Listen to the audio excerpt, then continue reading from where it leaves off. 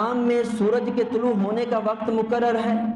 سورج کے غروب ہونے کا وقت مقرر ہے، اسلام میں چاند کے نکلنے کا وقت مقرر ہے، پھر وقت کے ساتھ چاند کے بڑھنے کا وقت مقرر ہے، پھر چاند کا اپنی اصلی حالت پہ آنے کا وقت مقرر ہے، اسلام میں نمازوں کا وقت مقرر ہے، اسلام میں روزوں کا وقت مقرر ہے، اسلام میں زکوٰۃ کا وقت مقرر ہے، اسلام میں حج کا وقت مقرر ہے، اسلام میں فطرانے کی ادائیگی کا وقت مقرر ہے، اسلام میں عبادات کی فرضیت کا وقت مقرر ہے،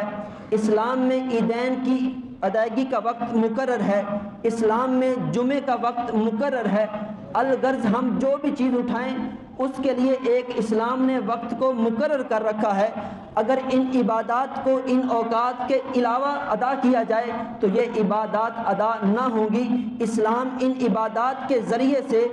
اپنے ماننے والوں کو یہ درس دے رہا ہے کہ اے مسلمانوں، تمہارے لیے وقت کو مقرر کر دیا گیا ہے، اگر تم عبادات کو اس کے مقررہ وقت میں کرو گے تو تمہیں ثواب ملے گا۔ تو جیسے عبادات کو تم اگر اس وقت کے علاوہ ادا کرو گے نہ تمہاری عبادت قبول کی جائے گی نہ تمہیں ثواب ملے گا، ایسے ہی اگر دنیا کے اندر بھی تم کامیابی چاہتے ہو تو وقت کی پابندی کرنی پڑے گی، وقت کی قدر کرنی پڑے گی۔ اگر تم وقت کی قدر نہیں کرو گے تو جیسے تمہیں تمہاری عبادت پر ثواب نہیں ملے گا، ایسے ہی دنیا میں تمہیں کامیابی بھی نہیں ملے گی۔ تو جیسے اسلام نے اپنے ماننے والوں کو وقت کی قدر بیان کی ہے، اس طرح کسی دین نے بھی جو ہے وہ